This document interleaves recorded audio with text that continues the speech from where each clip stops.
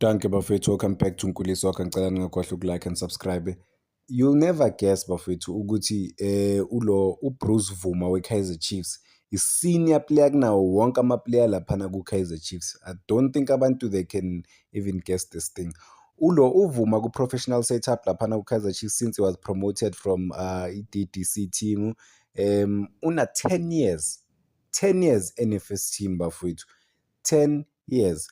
So njengoba ngisho ukuthi uyi-senior player kunabo wonke ama-player laphana ku-Kaizer Chiefs, kusho ukuthi he's a go-to guy if they wanna solve let's say ama-solution, izinto ezinjalo. Is one of the key first team players. But leader, is he leading by example? Because of my youngsters mela abukele kuye, mela lalele yena as umuntu is a long serving member. Kusho ukuthi uye omdala kunabo bonke laphana ku-first team ngoba in terms of isikhathi aspende laphana ku-first team, which is 10 years. Uvuma-ke i-career yakhe u-Kaizer Chiefs u-introduce laphana 2016-2017 la adlale khona ama-match awu-2. Siya-understand-ke lapho ukuthi bebasamgruma basamzama ukumkhulisa umfana ukuthi abe matured to i-game. And then-ke 2017 kwabheda 2017-2018 azange adlale ama-game laphana ku-Betway Premiership. And then the following season 2018-2019 udlala ama-game awu-6. The following, and then le 2019-2020 udlala ama-game awu-3. League nje kuphela bafethu. And then 2021 udlala ama-game awu-6. 2021-2022 udlala ama-game awu-8. 2022-2023 season udlala ama-game awu-4. And then 2023-2024 kula adlale khona ama-game awu-18 elikini. And then last season it was his biggest season ever ku-Kaizer Chiefs as a 29-year-old. La adlale khona ama-game awu-19. And then isibonile ukuthi kama-game awu-19 awadlalile bafethu ku-Kaizer Chiefs last season ukuthi uconcede amanye amagoli a-questionable.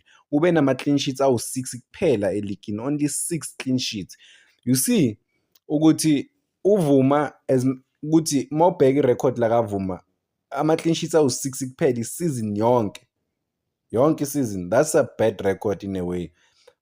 Cause manje masibheka uPeterson sesimcompare ngoba vele abo-goalkeeper mele vele sibacompare. Masibeka uPeterson already unama-game awu-11 awadlalile, unama-clean sheets awu-7 already, plus nama-clean sheets wakumanye ama-competitions la ku-continental level.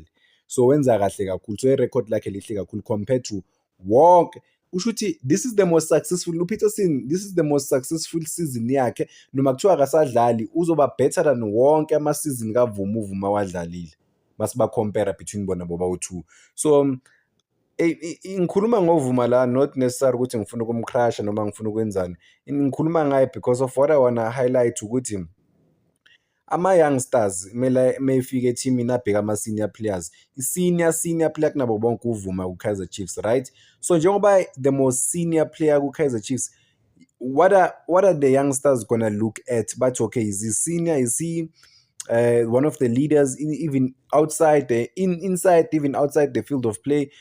Well, mawubheka i-record lakhe the way adlala ngakhona is not senior in terms of i-performance, right? Is senior in terms of like isikhathi aspendile ku-Kaizer Chiefs, but in terms of i-performance, ama-performances wakhe ayamphikisa because awekho good enough masibheka nama-records wakhe.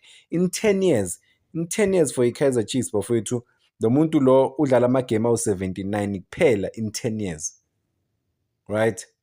Waconsider amagoli more than ama-match awadlalile. So yeah, it is what it is. But I don't know, i-Kaizer Chiefs futhi ifuna ukumnika i-renewal. I remember nge-off season bebathi bafuna ukumnika i-2-year deal because of ukubalekile ukuthi bagcine ama-players akhulele ku-Kaizer Chiefs ku-development. So uvuma he was one of the part of ama-players i-Kaizer Chiefs bebafuna ukubanika laphana i-renewal nanokuthi bahlale isikhathi eside laphana ku-Kaizer Chiefs because of i-Kaizer Chiefs ba-loyal to, like bafuna ukuthi kube nama-player agcina i-culture ye-Kaizer Chiefs. But to what extent? Because if player perform bafowethu, let's be honest, if you're not performing as a player, there's no use ukuthi bagcine a-teaming, to be fair.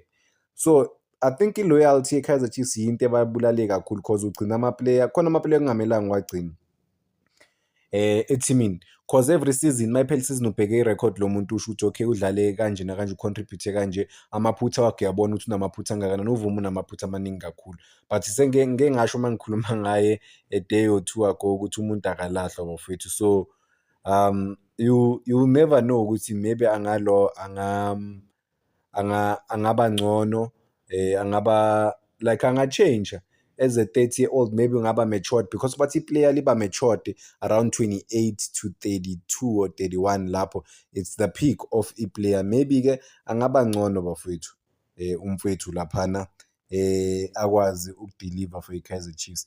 I wanna go to i-record la Itumeleng Khune for i-Kaizer Chiefs bafowethu ukuthi siqhathanise, not ukuthi siqhathanisa nje i-record in terms of ama-clean sheets namagame adlaliwe.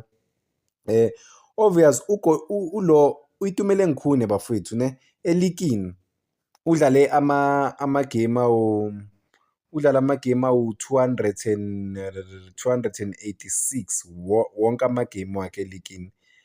Unama-clean sheets awu-128 and udlale like elikini nje kuphela mangibala iligi. It shows ukuthi okay lo muntu lo there's something about yena important for i-team, into ayenzela i-team. Ubonayo na ukuthi even uma ubheka ama-season wakhe ama-records wakhe laphana ukuthi udlale kanjani season by season, so ngena kuwo sibheke ukuthi ukhune at some point i-Kaizer Chiefs labo ubona ukuthi hey kumnyama ngempela, but-ke he would be a standout performer, he would be the guy to go to in terms of leadership.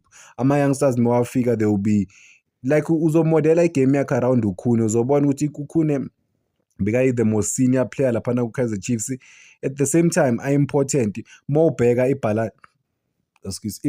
ibalance yakhe ne-record yakhe, the way adlale ngakhona ama-clean sheets wakhe season by season ukuthi beka-contribute neteamini. Uyabona I mean ama-performances wakhe bafethu ayakhulumela ukuthi is the senior guy, is a go-to guy, i-player mawushoda nga-something obowuya kulo ufike ukhulume nalo ufike ubone na ukuthi okay this guy is the one. Uyu muntu ongabheka ukuthi okay umuntu ongafunda nakuye. I wanna go to Itumeleng Khune, not even at the peak of Itumeleng Khune. Itumeleng Khune obviously beyangadlali kakhulu last season yakhe 2023-2024 udlala amagame awu-5 nje kuphela for i-Kaizer Chiefs, waba ne-clean sheets eyodwa 2020. But let's check la bekadlala khona kakhulu bafethu, singabheki le season le. Last season adlale khona kakhulu bafethu 2017-2018. Guess what?